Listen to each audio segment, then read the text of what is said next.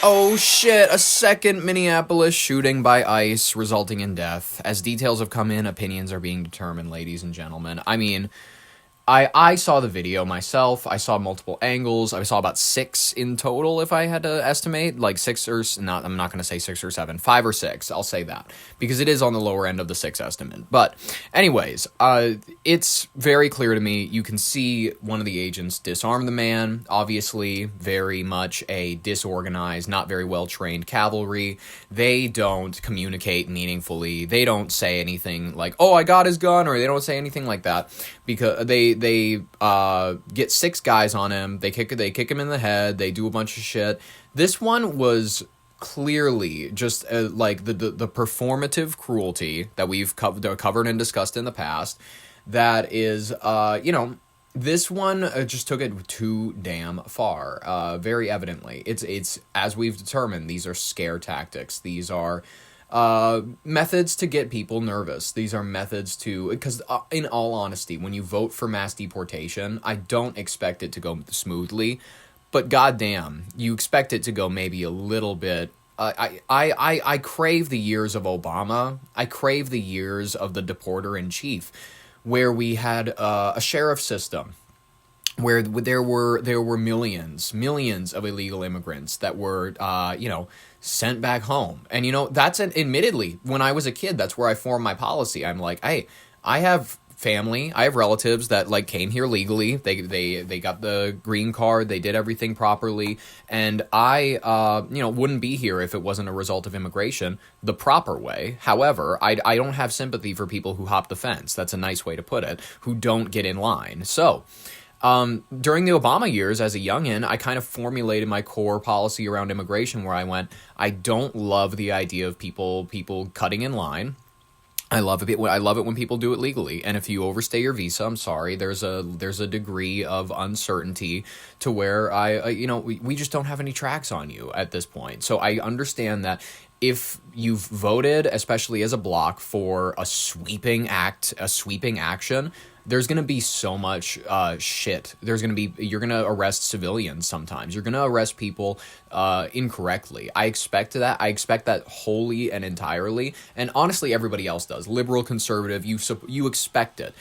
I think, though, that not everyone is concerned with the humanity, because admittedly, humanity was, that was the only principle during the Biden administration, which is exactly how we ended up with the mass layer of immigration. And I've had so many people dispute me on this. They've repeatedly said that the Biden administration did not, it had the largest amount and the highest recorded number of border crossings in the entire United States history. This is I'm going to compare it to just the past few administrations. Roughly recorded, this is by U.S. Customs and Border Protection, CBP. They recorded roughly 10.8 to 11 million nationwide encounters. This is 10.8 for the Biden administration, which is 21 to 24, compared to the Trump administration's 3 million and the Obama administration's 2.3.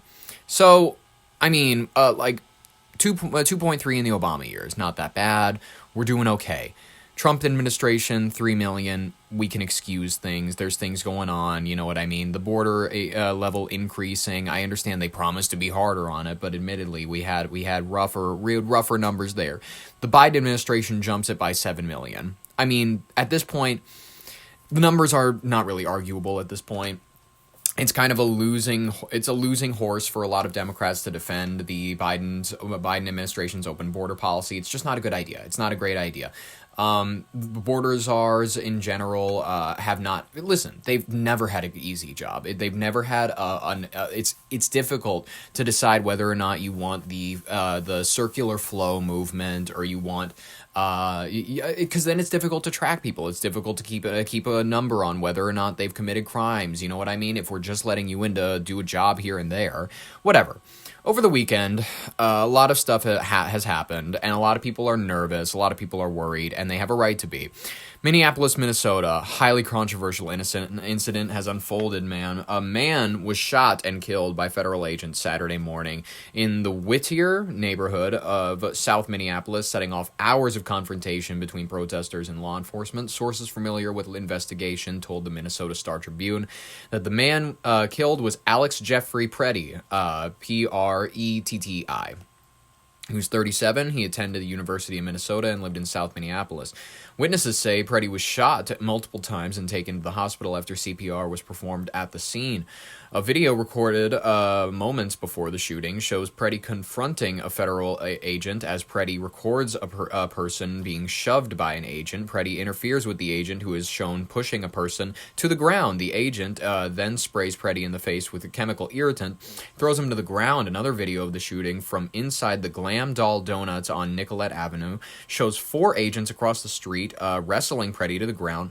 Several more agents approaching and attempting to hold him down. One agent is shown in the video hitting him with an object 3 times as the others pin him down. One gunshot is heard and agents back away as a series of additional ones can be heard and other agents who have unholstered their firearms. Pretti is then shown to be lying flat on his back and unresponsive. This is, the Department of Homeland Security said that the man was armed with a 9mm semi-automatic handgun with 2 magazines. The agency had not publicly identified the man who was shot at the time. At 9:05, the DHS said on X, federal agents were conducting targeted operations for someone wanted for violent assault when the man approached U.S. Border Patrol officers. DHS said agents attempted to disarm the man, but he, quote, violently resisted. Quote, fearing for his life and the lives and the safety of fellow officers, an agent fired defensive shots. Medics on the scene immediately delivered medical aid to the subject, but they were pronounced dead in the scene. Minneapolis chief, man, this is from the Minnesota Star-Tribune. I went ahead and I got a page out of it, just to read for you guys. Admittedly, you watch the video, you go, okay, I can see the agents. They grab one of them, the guy in the gray, grabs the gun. Not a second later, they fucking. It literally is probably a second later. They start the fucking, and then he's dead. Listen. There's no, in my mind, defense for this action. You had him unarmed, you had him, and admittedly, had he a permit to carry. In Minnesota, thank God, in the beautiful state of North Dakota, with the city of Fargo, Bismarck, all those areas, in those areas, if you live there, you don't need a permit to carry, apparently. Hey, this is not legal advice, look it up. This is just according to legal advice that I've gotten from other people. But, ladies and gentlemen, this is just, it's shaken up the state even more. The man was a U.S. citizen. Governor Walz is blasting ICE, and he's saying enough is enough. The Trump administration, they're saying they're reviewing everything about the shooting. I mean, everything? Let's take a look at this. A moment of silence at the Minnesota Timberwolves game last night in honor of 37-year-old VA nurse Alex Pretti. In the wake of his fatal shooting by Border Patrol agents Saturday, local and federal officials today are preparing to square off in court. I am deeply concerned about the preservation of evidence, which is why we went to court last night.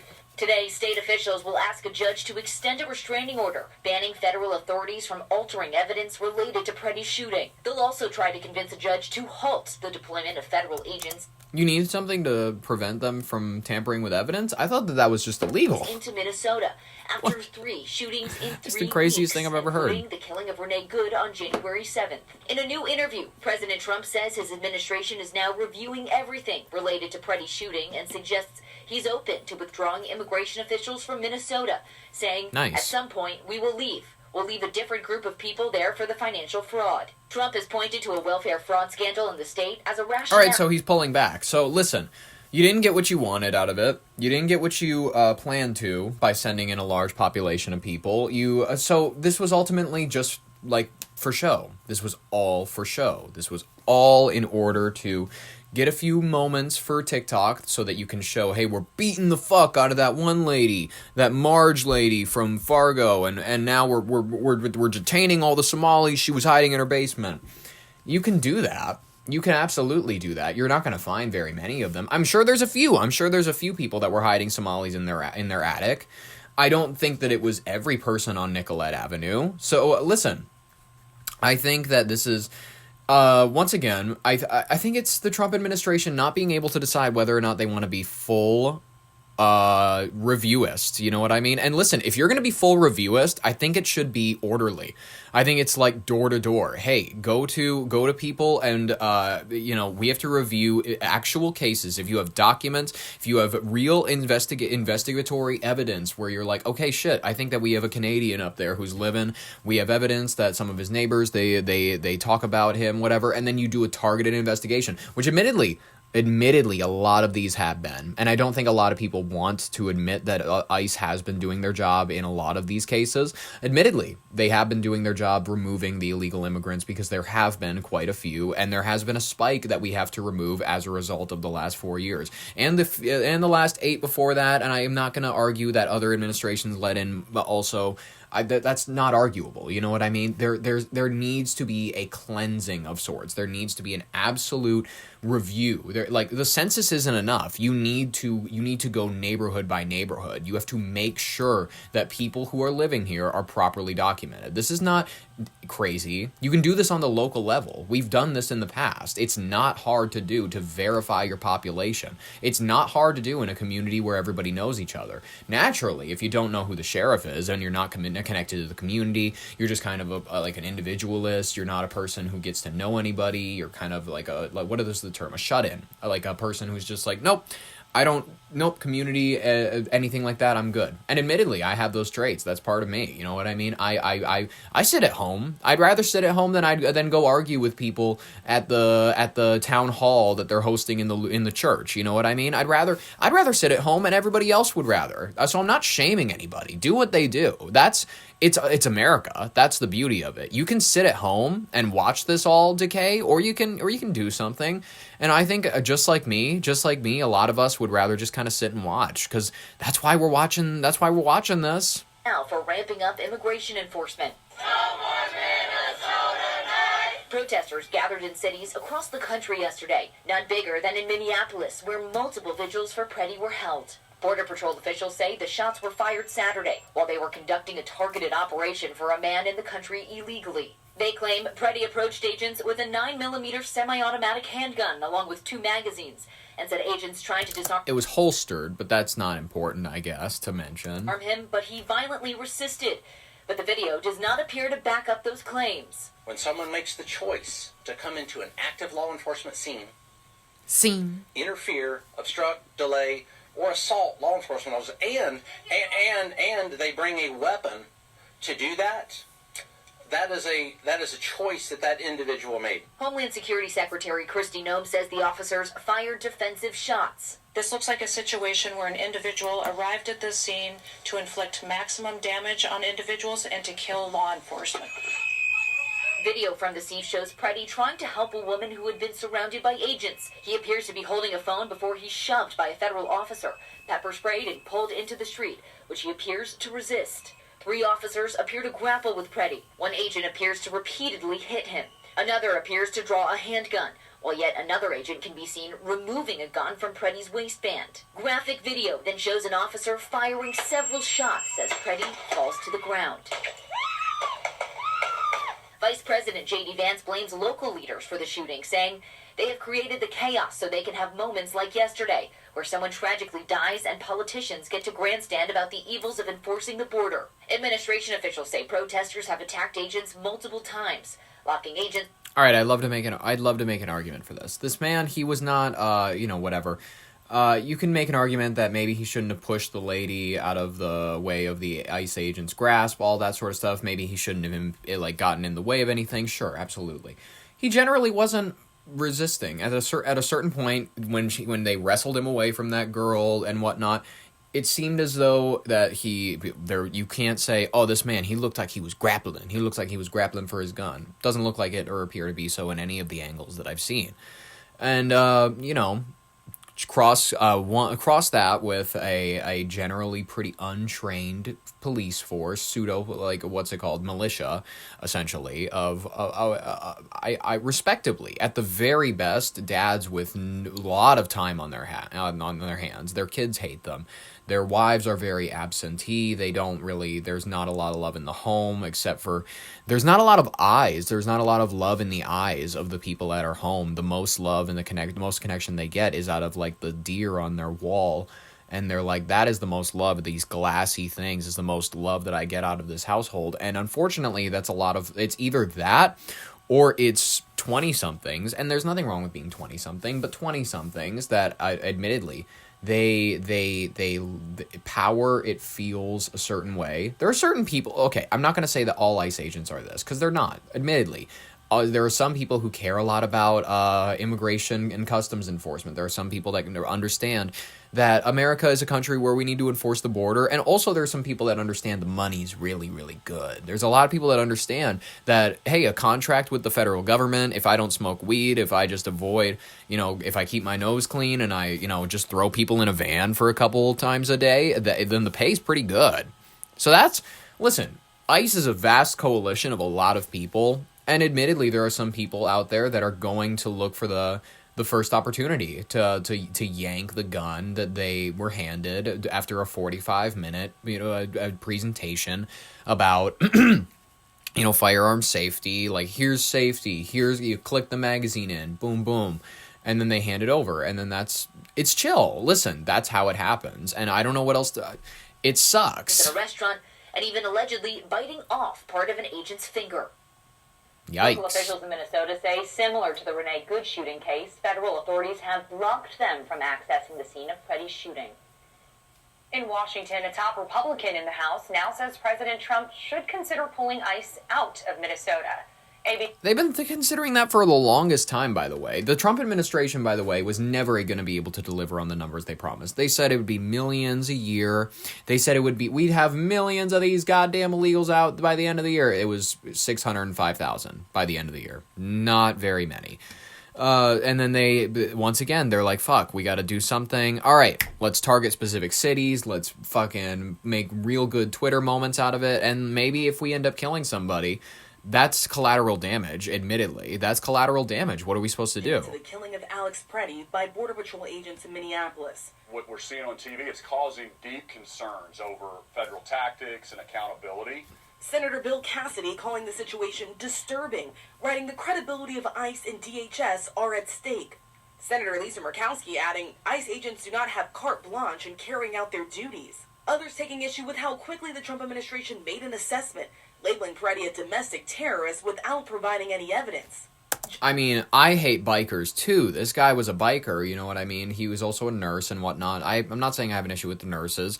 Admittedly, some of them are killers that will, like, kill babies or whatever, but it's a small percentage. It's not all of them. It's actually very, very, very few. But bikers, I get it. But he wasn't even in his biking uniform. I hate bikers, and I will take the first excuse to pull it off my waistband and go like in old movies. Yeah, I'll do that myself. But listen here, I'm just kidding. This is a joke. This is satire. What I'm trying to say is, he wasn't even dressed like a biker, so I don't see the excuse. John Mitnick, who served in President Trump's first term and helped establish the Department of Homeland Security, criticizing the agency, saying, I'm enraged and embarrassed by DHS's lawlessness, fascism, and cruelty. But top Trump officials continue to double down.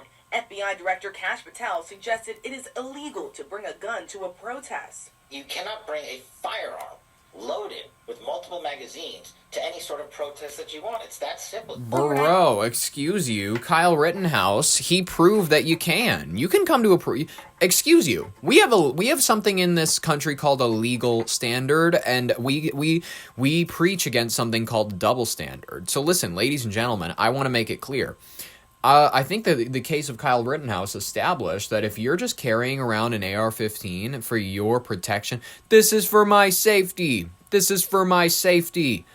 then clearly, as established by the courts of Wisconsin, Kenosha, this where that happened, as established by the courts of Wisconsin, it's perfectly reasonable, within a person of a reasonable mind, to drive to a state that they do not live in, I believe so, because I believe that he lived somewhere else, to a city they do not live in, at the very least, and to brandish a firearm they do not own, that they are not old enough to carry, at least. The law around it is messy without parental supervision and whatnot. And, the details of the case are what hinged on that, and whatever. As was clearly established, the law around that is messy. I think that he was perfectly within his rights as, like, a protester. Yeah, if the Kyle Rittenhouse case is Rittenhouse v. Wisconsin, if that's clearly meant to be the dogma, the establishment. President Trump telling the Wall Street Journal he doesn't like any shooting, adding, quote, "But I don't like it when somebody goes into a protest and he's got a very powerful, fully loaded gun with 2 magazines loaded up with bullets also. That doesn't play good either." It's a stark contrast to what many Republicans, including the president, had to say about Kyle Rittenhouse, seen here carrying an assault-style rifle through Kenosha, Wisconsin in 2020. Now I feel like a douchebag agreeing with ABC News. Listen, whatever, it's fine. Before They make opening good fire, points. killing 2 men. He was acquitted on the charges. President Trump called him a very nice young man. Minnesota officials say Pretti was a lawful gun owner with a permit to carry, a right protected under the Second Amendment. Republican Congressman Thomas Massey posting, "Carrying a firearm is not a death sentence. It's a constitutionally protected God-given right." The NRA even speaking out, posting, "Responsible public voices should be awaiting a full investigation, not making generalizations and demonizing law-abiding citizens." Fuck President's yeah. predecessors calling for it all to stop. Listen, I love the NRA because they stand with gun owners. No matter what color you are, no matter how goofy your name sounds, if you love the Second Amendment, well, goddamn it, you're one of us. Former President Barack. That's a real coalition, by the way. That's a real coalition. Democrats, Republicans, understand that. Look at the NRA. That's a real coalition of motherfuckers who love each other. That's family. That's community. Obama said the shooting should be a wake-up call to every American. And former President Bill Clinton stating, "At every turn, the people in charge have lied to us, told us not to believe what we've seen with our own eyes." That's a lot coming from Bill Clinton. And over on Capitol Hill, Senate Democrats are now trying to take a stand, saying they will oppose a Department of Homeland Security funding bill that could lead to a partial government shutdown by the end of the week, which means TSA agents and FEMA response would be impacted. But No! do nothing to stop the $75 billion that Republicans have already passed and allocated toward funding ICE. Well, man. I mean, yeah. It's going to happen. It's going to happen. If ICE might be in your city, I know that they already hit my hometown. It's fine. The Mexican restaurant they chased out of town wasn't even that good, admittedly. And if they were hiding illegals, bye-bye. As they say in some country, sayonara. Don't let the door hit you in the ass on the way out. Or does Detroit Lakes have a door? Or Fergus Falls? They don't have a door, but they don't let the goofy sign that all Minnesota towns have hit you on your way out. I'm sorry. I love to see ya, wouldn't want to be ya. Ladies and gentlemen,